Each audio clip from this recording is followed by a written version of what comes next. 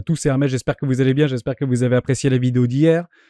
Je vous l'ai promis, on va prendre 10 minutes ensemble pour parler plus profondément du protocole Orion. Je vous en avais parlé il y a quelques semaines et on voit de plus en plus d'analystes et d'influenceurs sur les YouTube et comme sur Twitter parler de Orion Protocol. Dès lors, je vous donnerai mon avis personnalisé et j'essaierai avec vous de répondre à la question: puis-je, oui ou non, me passer de mes échangeurs centralisés et me dédier 100% à Orion Protocol et passer 100% décentralisé? Si ça vous plaît de répondre à cette question avec moi, restez jusqu'au bout. On va prendre 10 minutes. On commence maintenant. Je le rappelle rapidement, fondé en 2018 par Alexei Kolovkov, c'est un ancien informaticien qui avait d'ailleurs travaillé sur les échangeurs décentralisés, notamment du côté du protocole Waves, ou du projet Waves, que vous devez probablement connaître. Une team de très haute qualité. Kalali, on ne le présente plus, il avait bossé pour Holochain, pour Morpheus, pour Quant Network notamment. L'objectif d'Orion Protocol, il est extrêmement clair, c'est réunir la liquidité des DEX, des échangeurs centralisés, des pools de liquidité, tout en un, le meilleur de tous les mondes, tout en détenant nos propres clés privées. Ça, c'est la promesse de la décentralisation et de la finance décentralisée et de Orion Protocol. Évidemment, pas de KYC, directement corrélé à n'importe quel wallet décentralisé. Je vais les nommer Ledger par exemple, ou vous pouvez directement connecter votre MetaMask. Moi, je travaille beaucoup avec MetaMask notamment. Et il y a plein de petites particularités extrêmement pertinentes sur Orion Protocol. Mais est-ce suffisant? On va en parler. Vous allez me poser cette première question. On en parle de plus en plus sur Twitter, on en passe de plus en plus du côté des rois du Bitcoin, on en parle de plus en plus du côté des influenceurs. Et le token, bien évidemment, a pumpé, a fait son petit x5 depuis les abysses. Pourquoi ces abysses? Depuis quelques mois en octobre et depuis quelques mois en arrière. On parle ici du mois d'octobre. Il s'est passé quelque chose. Et je dis très souvent, les arrachements haussiers, les retournements tendanciels sont toujours catalysés. Catalysés par quoi? Par des news. Et la news, on l'a eu. C'est celle-ci. Orion Protocol a pour la première fois permis aux utilisateurs d'échanger des actifs sur différentes blockchains sans limite, sans retard, sans ordre refusé, sans les fonds bloqués, etc., etc. En somme, on passe clairement ici dans l'interchain. Ça veut dire que vous avez la possibilité à la fois de pouvoir spéculer, acheter, détenir et d'envoyer de façon complètement décentralisée vos tokens préférés sur les chaînes que vous utilisez, mais sur d'autres chaînes également. Et de pouvoir en fait connecter des chaînes et de pouvoir envoyer des tokens, je vais dire quelque chose très facilement. Vous prenez des USDT, vous pouvez les envoyer de Matic vers BNB, vers la blockchain, vers la blockchain chain et vers Ethereum. Bien évidemment, ça coûte du pognon. Si on commence à envoyer 10 balles d'USDT de Polygon Matic vers Ethereum, eh ben ça nous coûte actuellement, à l'heure où je vous parle, à peu près 34 € de frais. Tout simplement par rapport à la blockchain. Donc Orion Protocol n'est pas là, n'a pas une promesse pour dire vous allez payer les frais les moins chers de toutes les blockchains, etc. C'est pas vrai. Lui a en tant qu'échangeur décentralisé des frais extrêmement bas. Des frais extrêmement bas par rapport au comptant, par rapport aux crypto, au spot. Je ne parle pas ici des contrats futurs, on va en parler juste après. Donc ça, c'était vraiment la première chose qu'il fallait vraiment rappeler par rapport à cette soudaine hype de Orion Protocol, et bien évidemment qu'il a sollicité le monde entier pour pouvoir en parler et parler de cette magnifique nouvelle. On est très content de pouvoir la partager avec l'ensemble de la communauté. Donc véritable trading interchain, supprimer les frontières entre les blockchains, ce sont réellement ici des phrases de révolution technologique au sein de ces protocoles DeFi. Et ça, c'est extrêmement positif. Première chose. La deuxième chose, c'est qu'il y a une forme d'incitation assez explicite par rapport au token Horn qui permet directement de pouvoir booster son éligibilité à des votes. Et ça, c'est le deuxième aspect aujourd'hui par rapport au protocole qui est très incitatif pour pouvoir détenir et locker nos Horns et qu'on va transformer directement en V-Horn qui permet d'avoir un poids plus important par rapport à la gouvernance. De l'incitation. Ce n'est pas une mauvaise chose, ce n'est pas nouveau, ça fait plusieurs années que ça existe, mais ça a le mérite de fonctionner.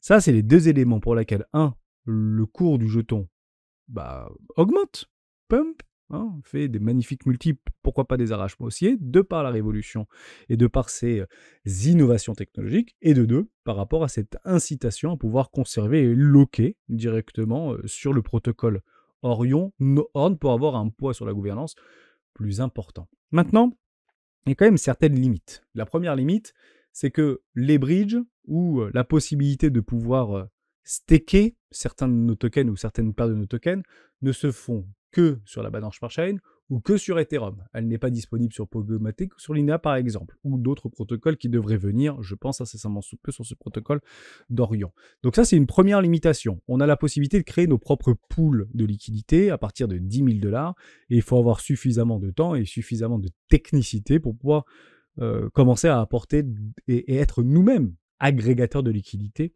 comme Orion Protocol le promet tout simplement. Donc apporter notre pierre édifice, apporter notre liquidité pour nous aussi pouvoir en profiter et pouvoir apporter nos rendements. Mais ça, actuellement, on ne peut le faire malheureusement que sur Ethereum et que sur la Binance Smart Chain à notre niveau tout simplement. Ça, c'est la première limite.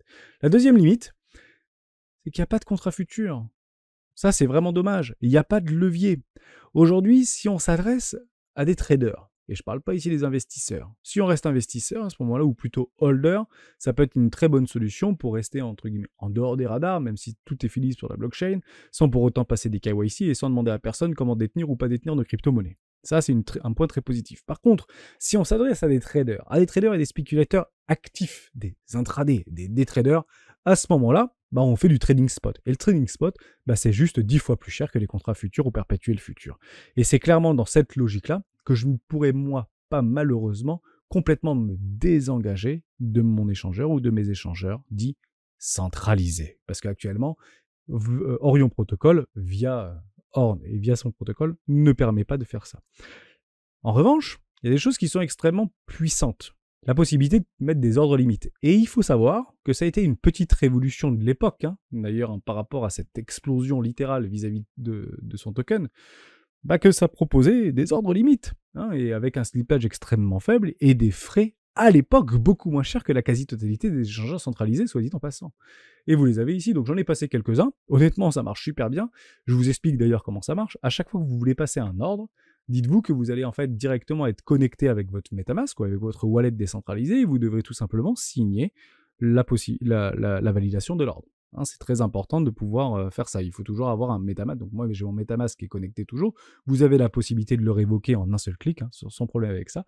Vous pouvez décider de votre slippage. Le slippage, c'est au moment où vous allez cliquer, où vous allez passer votre ordre, entre l'offre limite ou market, il n'y aura pas de différence de 0,01% par rapport au prix visible sur le carnet d'ordre. Vous avez compris un petit peu l'idée, un petit peu technique, mais il faut savoir que sur certains protocoles, les slippages peuvent être de 2 voire 3%. Il faut le savoir pour information, mais ça fait longtemps que ça l'est plus par rapport à la liquidité et ces agrégateurs de liquidité qui aujourd'hui sont beaucoup plus liquides qu'il y a encore 4 ou 5 ans en arrière, évidemment.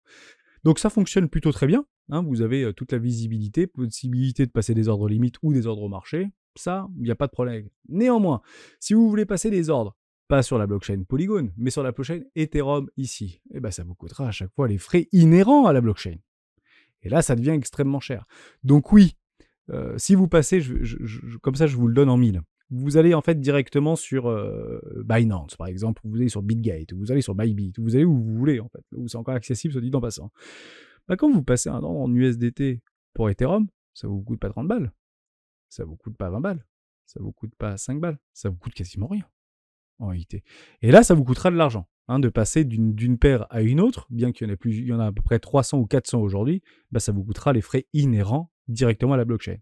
Mais vous avez raison, c'est complètement décentralisé. Ça veut dire qu'il n'y a aucune personne ou tiers de confiance qui est aujourd'hui le garde-fou de la validation de cette même transaction, tout simplement. Donc ça, c'est la première chose. La deuxième chose, et je finirai là-dessus, qui ne pourra malheureusement pas me laisser complètement abandonner l'intégralité de mes échangeurs centralisés, c'est de retirer notre argent. Aujourd'hui, vous n'avez aucune possibilité de pouvoir retirer en fiat sur ce type de protocole 100% décentralisé. En somme, si demain l'intégralité de notre monde est décentralisée, alors, soit dit en passant, ça peut l'être, puisque si tout le monde demain accepte ce type de paiement, etc., mais aujourd'hui, c'est clairement pas le cas. Si vous voulez passer en fiat, puisqu'on est encore dans ce monde d'aujourd'hui, ce sera bien évidemment pas possible sur ce type de protocole, mais ça ne veut pas dire que ça ne pourra pas arriver dans les prochains mois ou dans les prochaines années. J'avais vraiment envie de vous faire ce tour d'horizon. C'est un protocole qui fonctionne, c'est un protocole qui a réussi à valider et à concrétiser sa pérennité. Donc ça, je pense que c'est quelque chose qu'il faut réellement valider. J'ai fait quelques petites transactions, j'ai acheté du Link sur Polygonmatic, ça fonctionne très bien. Les frais, c'est 0,008 centimes de dollar, un truc comme ça. C'est pas extrêmement différent que Uniswap ou SushiSwap, mais le seul avantage, et un énorme avantage, c'est que vous avez la possibilité de mettre des ordres de limite à la fois d'achat et à la fois de vente. J'avais vraiment envie de vous parler de tout ça. Ne nous laissons pas en fait emporter sur une forme de hype éphémère de par ces révolutions technologiques qui peuvent être apparenté comme quelque chose qui va être durable dans le temps.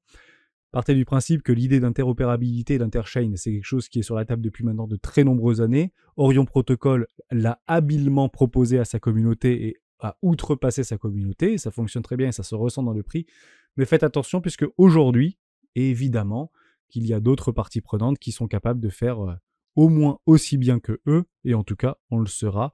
Dès lors, marketing, c'est très bien. Le protocole fonctionne très bien, mais de là à dire qu'on sera 100% dans les 3 prochains mois 100% décentralisé, évidemment que la réponse est non. Dès lors, ne mettons pas tous nos œufs dans le même panier. Je suis heureux d'observer que ce type de protocole que je suis depuis personnellement plusieurs années, mes premiers Horn protocoles, je les avais achetés notamment sur Binance, malgré quelques petites choses qui ne correspondent pas à mon profil, de pouvoir en fait directement staker ou directement pouvoir interagir avec l'ensemble des protocoles DeFi sur Orion Protocol, sauf si je n'ai pas réussi. Alors à ce moment-là, dites-le moi dans les commentaires si j'ai pas réussi à tout débloquer ou s'il fallait que je pousse beaucoup plus au niveau du réseau Ethereum. C'est pas le réseau que je plébiscite par rapport à des frais qui sont extrêmement élevés, même si supportables, mais qui restent franchement élevés et qu'il va falloir tout simplement retravailler. J'attends et je suis très impatient d'observer les nouvelles révolutions et les nouvelles mises à jour du côté d'Ethereum pour diviser par extenso plusieurs divisions successives par rapport aux fees. Donc j'attends avec impatience. Actuellement, c'est pas le cas. La blockchain est toujours engorgée, moins que jadis. Hein. Je suis tout à fait d'accord avec ça. Il y a encore énormément de travail. Et on sera là, bien évidemment, pour le débunker, pour en parler et tenter de le vulgariser. J'espère que je vous ai aidé. J'espère que je vous ai donné peut-être un regard un tout petit peu différent de juste une promotion marketing sur un protocole qui, aujourd'hui, est ce qu'il est et fonctionne très bien. Mais ne pas se laisser emporter par ces narratifs ou par ces hypes avec juste la phase immergée de l'iceberg. C'est toujours intéressant d'aller un tout petit peu plus en profondeur et en fait, finalement, de constater que les évolutions sont là. Oui, les promesses ont été tenues. Oui, mais il y a encore beaucoup de travail à faire pour pouvoir, de façon totale, se désengager de nos échangeurs centralisés pour s'orienter vers ce type de protocole, aussi sympathique soit-il. Ciao.